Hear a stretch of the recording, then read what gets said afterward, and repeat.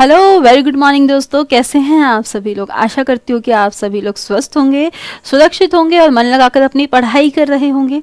चलिए, तो वैसे तो हमें पता है कि क्रिसमस जा चुका है, पर मेरी स्क्रीन पे ये सेंटा क्या कर रहा है? ये सेंटा क्यों आया है? सेंटा आया हमें मोशन के लॉ समझाने, यानी न्यूटन्स लॉज ऑफ मोशन जो हैं वो हम इस छोटी सी इमेज से समझने वाले हैं। इमेज में किसका यूज़ हो रहा है? इमेज में असल में एक साइकिल का यूज़ हो रहा है। हमें पता है कि 17th सेंचुरी में न्यूटन्स ने कुछ लॉ दिए थे और वो लॉ इतने इंपॉर्टेंट हैं, बहुत सिंपल हैं, आई नो, पर कई बार हम उन्हें लेकर कंफ्यूज हो जाते हैं क्योंकि हमें उनकी प्रैक्टिकल अप्रोच नहीं मिलती है।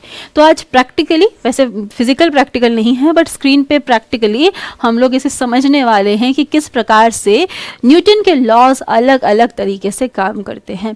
3 न्यूटन के लॉ हैं। पहला क्या होता है? पहला हमारा इनर्शिया पे डिपेंड करता है। इनर्शिया मतलब क्या होता है? इनर्शिया मतलब मास होता है, यानी कि ऐसी कोई प्रॉपर्टी जो अपोज कर रही है किसको? मूवमेंट को। अब ये इनर्शिया अलग अलग टाइप का हो सकता है, इसके बारे में हम लोग अभी डिस्कशन करेंगे। सेकंड लॉ बताता है कि फोर्स जो है वो हमेशा डायरेक्टली प्रोपोर्शनल होता है मास इनटू एक्सेलरेशन, यानी जितना ज़्यादा मास होगा उतना ज़्यादा आपको फोर्स लगाना पड़ेगा, या जितना ज़्यादा आप एक्सेलरेट करना चाहोगे बॉडी को, एक्सेलरेट का मतलब क्या है? उसकी स्पीड जितनी ज़्यादा इंक्रीज करनी चाहोगे उतना ज़्यादा आपको फोर्स लगाना पड़ेगा, राइट? थर्ड लॉ की बात करें तो वो बोलता है कि कोई भी बॉडी आपकी इक्वल एंड अपोजिट, इक्वल बिल्कुल सेम फोर्स पर अपोजिट डायरेक्शन में लगाती है। ये वर्ड ध्यान रखना, इक्वल एंड अपोजिट डायरेक्शन में फोर्सेस लगते हैं। तो चलो आते हैं पहली स्लाइड की तरफ और देखते हैं आपकी पहली स्लाइड क्या बोलती है। पहली स्लाइड जो है वो हमें बता रही है न्यूटन्स का फर्स्ट लॉ, यानी कि law of inertia. As I said, inertia क्या है? अपोजिंग फोर्स है। अपोजिंग फोर्स मतलब जैसे कि मेरे सामने एक टेबल रखी है, जब तक मैं इसे मूव ना करना चाहूँ ये मूव नहीं होगी, ठीक है? जैसे कि हम लोग की साइकिल चला रहे हैं और उसे हम लोग किसी डाउन हिल पे ऐसे ही छोड़ दें तो वो कब तक नहीं रुकेगी? जब तक कि उस पर कोई अपोजिंग फोर्स ना लगे। अब आप बोलेंगे कि मैम हमारे पास टॉय है, खिलौना है, हम उसे चला के छोड़ देते हैं, बट वो कुछ टाइम बाद रुक जाता है क्योंकि उसके पास कोई फोर्स एक्ट कर रही है। बट ये फोर्स कौन सी है? ये फोर्स होती है आपकी फ्रिक्शन की, घर्षण की फोर्स, जिसकी वजह से वो रुकता है। अगर फ्रिक्शन बिल्कुल जीरो कर दिया जाए तो वो टॉय या वो साइकिल या वो कार या वो बस कभी रुकेगी ही नहीं, क्योंकि वहां पे है इनर्शिया ऑफ मूवमेंट। कोई भी बॉडी, चाहे वो स्टॉप में हो, चाहे वो मूवमेंट में हो, या वो अपनी डायरेक्शन को चेंज कर रही हो, वो अपने आप नहीं रुकती है अनटिल एंड अनलेस उसके ऊपर कोई फोर्स ना लगाई जाए। तो न्यूटन का फर्स्ट लॉ हमें बहुत सिंपल सी चीज़ बताता है कि भैया आप जिस स्टेट में हो आप उसी में रहोगे।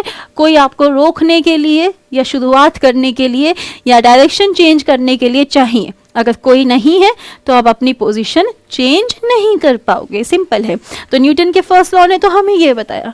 सेकंड लॉ क्या बोलता है? अब जैसे साइकिल रेस्ट पे है, ठीक है, अब मैं आपको बोलूं कि आपको इस साइकिल को मूव करना है, फोर्स लगाना है, ठीक है? तो आप फोर्स का मतलब क्या है? इस साइकिल के अंदर कुछ तो मास होगा, राइट? कुछ तो मास होगा, तो आप इस मास को मूव करना चाहोगे तो आप इस पे फोर्स अप्लाई करोगे।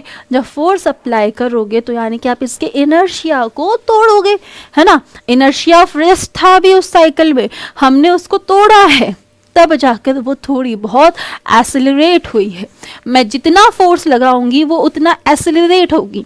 मानो मैंने फोर्स डबल कर दिया तो उतनी ही ज़्यादा ये साइकिल एक्सेलरेट होगी। अब इसको दूसरे पर्सपेक्टिव से समझते हैं, मास के पर्सपेक्टिव से। इस साइकिल के पीछे मैंने 10 केजी का एक कोई थैला टांग दिया, अब क्या होगा? डायरेक्टली प्रोपोर्शनल की बात कर रहे हैं ना, डायरेक्टली प्रोपोर्शनल है। 10 केजी का कोई थैला टांगा है तो यानी कि फोर्स भी इंक्रीज करेगा, यानी कि आपको ताकत ज़्यादा लगानी पड़ेगी। इसका मतलब हुआ कि जो इनर्शिया है वो मास के डायरेक्टली प्रोपोर्शनल होता है। जैसे ही मैंने मास इंक्रीज किया वैसे ही इनर्शिया इंक्रीज हो गया। जैसे इनर्शिया इंक्रीज हो गया तो साइकिल अपोज करने लगी, थोड़ा और फोर्स लगाओ, नहीं तो मैं नहीं अपनी मूवमेंट चेंज करूंगी। हमने उस पर फोर्स लगाया तब जाके वो चेंज हुई। तो यही चीज है आपकी सेकंड लॉ ऑफ मोशन, जिसे हम लोग बोलते हैं F is equals to m into a, यानी मास इंटू एक्सेलरेशन। अगर इसे पढ़ें तो सिंपल सी एक डेफिनेशन लिखी है। Newton second law of motion states that the rate of change of momentum of a body is directly proportional to the force applied on it and the momentum occurs in the direction of the net applied force. साथ ही साथ momentum या जो उसकी आपकी position change हो रही है वो किस डायरेक्शन में हो रही है, जिस डायरेक्शन में फोर्स लगाई जाती है। सिंपल, कितना सिंपल सा है। नेक्स्ट पे चले, आपका न्यूटन्स थर्ड लॉ क्या बोलता है उसे देखें। तो भैया ये क्या बोल रहा है, according to Newton's third law of motion, to every action there is an equal and opposite reaction. For example cycle ही है, ये साइकिल जो है जब पैडल मार रहे हैं तो ये एक फोर्स अप्लाई कर दी है, पीछे की तरफ कर दिया फोर्स अप्लाई, और इसके क्या हो रहा है, अर्थ जमीन जो है वो इस पे आगे की तरफ फोर्स अप्लाई कर दिए। बट जब हम अर्थ और साइकिल को कंपेयर कर रहे हैं तो दोनों के साइज में कितना डिफरेंस है, जमीन आसमान का डिफरेंस है। तो अर्थ अपनी लोकेशन से चेंज नहीं हो पाएगी क्योंकि फोर्स तो लगी है बट इक्वल लगी है। इक्वल लगी है तो अर्थ के ऊपर कोई फर्क नहीं पड़ेगा, नेग्लिजिबल फोर्स है उसके लिए तो। बट साइक्लिस्ट के लिए फोर्स बहुत ज्यादा है जिस वजह से ये अपनी डायरेक्शन को चेंज कर रहा है। ठीक है, equal and opposite, same force लगी है बट अपोजिट। फॉर एग्जाम्पल मेरे पास कोई बॉल है, मैंने उसे फेंका, वो टप्पा खाकर ऊपर आती है।